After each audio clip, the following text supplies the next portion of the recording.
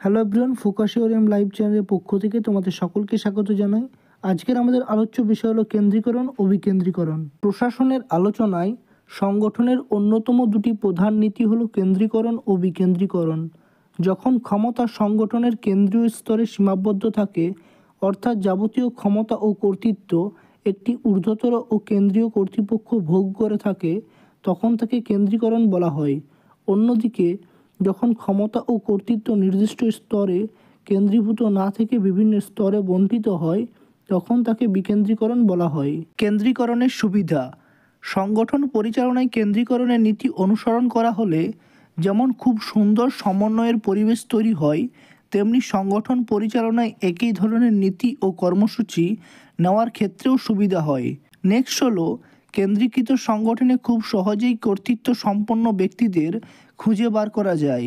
Next হলো, কেন্দ্রীকরণের ফলে সংগঠনের কার্যক্রমের দায়ভার সুনির্দিষ্ট থাকে, তাই কোনো প্রশাসনিক কাজে জটিলতা দেখা দিলে এর জন্য দায়ী ব্যক্তিকে খুব সহজেই বোঝা যায়। নেক্সট হলো, সংগঠনে কেন্দ্রীকরণের ফলে কয়েকজনের হাতে প্রশাসনিক পরিচালনার কর্তৃত্ব সীমাবদ্ধ থাকায় কার্যক্রমের নকল হওয়া থেকে সংগঠনকে দূরে রাখা সম্ভব হয়। কেন্দ্রীকরণের অসুবিধা: কেন্দ্রীকরণের নীতিটি কোনোভাবেই দ্বিতীয় সারির শাসকদের ক্ষমতায়ন করতে চায় না, তাই জরুরি অবস্থা মোকাবিলার সময় এই নীতিটি খুব একটা কার্যকর হয় না, কারণ সিদ্ধান্ত গ্রহণের জন্য কেন্দ্রীয় স্তরের দিকে মুখাপেক্ষী হয়ে থাকতে হয়। নেক্সট হলো, কেন্দ্রীকরণের নীতি স্থানীয় স্তরের দাবি দেওয়া ও চাহিদাগুলির ওপর গুরুত্ব দেয় না, তাই স্বাভাবিকভাবেই স্থানীয় সম্পদগুলির সঠিক ব্যবহারও হয় না। নেক্সট হলো, এখানে ক্ষমতা প্রত্যর্পণের বিষয়টিও খুব সীমিতভাবে ব্যবহৃত হয়। নেক্সট হলো, কেন্দ্রীয় সংগঠনের সিদ্ধান্তগুলি কেন্দ্রীয় স্তর থেকে নিচু স্তরে আসতে অযথা দেরি হয়, তাই প্রশাসনে জটিলতা তৈরি হয়। নেক্সট হলো, সংগঠনের কেন্দ্রীকরণ নীতির অন্যতম একটি খারাপ দিক হলো ঊর্ধ্বতন ও অর্ধতনের সম্পর্কটি মাত্রাতিরিক্তভাবে প্রকট হয়। বিকেন্দ্রীকরণের সুবিধা: প্রশাসনিক দক্ষতা বৃদ্ধি। বিকেন্দ্রীকরণের নীতির মধ্য দিয়ে সিদ্ধান্ত গ্রহণ প্রক্রিয়ায় জনগণ সরাসরি অংশগ্রহণ নেওয়ার সুযোগ পায়। এর ফলে প্রশাসনের প্রশাসনিক দক্ষতা বৃদ্ধি পায়। নেক্সট হলো, ঊর্ধ্বতর স্তরে কাজের চাপ হ্রাস। বিকেন্দ্রীকরণের নীতি অনুসরণ করা হলে কেন্দ্রীয় স্তরে কাজের চাপ কমানো যায়। এর ফলে মূল সমস্যাগুলির ওপর মনোযোগ দিয়ে নীতি নির্ধারণের সুযোগ পায়। নেক্সট হলো, গণতান্ত্রিক ব্যবস্থাপনা সুদৃঢ়। বিকেন্দ্রীকরণ জনগণের ব্যাপক অংশগ্রহণ সুনিশ্চিত করায় গণতন্ত্র তৃণমূল স্তর পর্যন্ত সম্প্রসারিত হয়, ফলে গণতান্ত্রিক ব্যবস্থাপনা সুদৃঢ় হয়। নেক্সট হলো, স্থানীয় দাবি দেওয়া পূরণ। বিকেন্দ্রীকরণের নীতির ফলে উন্নয়নের পরিকল্পনাগুলি নিচু স্তর থেকে উঁচু স্তরে প্রভাবিত হয়।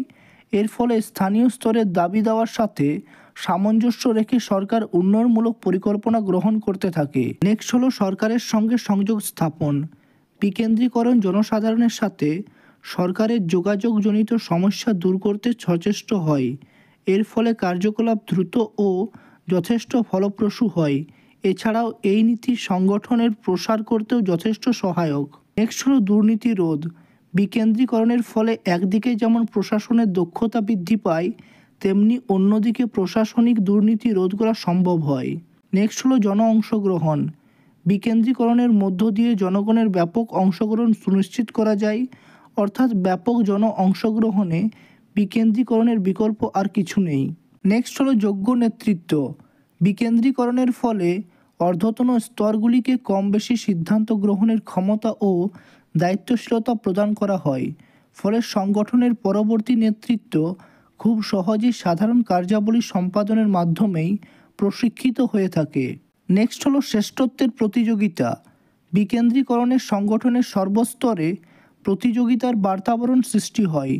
বিভিন্ন স্তরে অবস্থিত এককগুলি নিজেদের মধ্যে শ্রেষ্ঠত্বের প্রতিযোগিতায় অবতীর্ণ হওয়ায় সংগঠনের কার্যক্ষমতা বৃদ্ধি পায়। বিকেন্দ্রীকরণের অসুবিধা: বিকেন্দ্রীকরণের ফলে সরকারি কাঠামোগুলির মধ্যে সমন্বয় ও সহযোগিতার অভাব দেখা যেতে পারে, ফলে প্রশাসনিক জটিলতার সৃষ্টি হতে পারে। নেক্সট হলো, বিকেন্দ্রীকরণ নীতির ফলে প্রশাসন পরিচালনা যথেষ্ট ব্যয়বহুল হয়ে পড়ে। নেক্সট হলো, বিকেন্দ্রীকরণের ফলে সংগঠনের বিভিন্ন স্তরের মধ্যে যোগাযোগের স্তরটি এতটাই জটিল হয়ে পড়ে যায় যে অনেক সময় প্রশাসনিক কার্যক্রমের কার্যকারিতা ও বিশ্বস্ততা কমে যায়। নেক্সট হলো বিকেন্দ্রীকরণ জরুরি অবস্থাতে উপযোগী নয়। আজকের মতন এখানেই। ভিডিওটি ভালো লাগলে ভিডিওটিকে লাইক করো, বন্ধুদের সাথে ভিডিওটি শেয়ার করো। চ্যানেলে নতুন হয়ে যায় চ্যানেলটিকে অবশ্যই সাবস্ক্রাইব করে নিও। ভিডিওটি লাস্ট অবধি দেখার জন্য তোমাদের সকলকে অনেক অনেক ধন্যবাদ।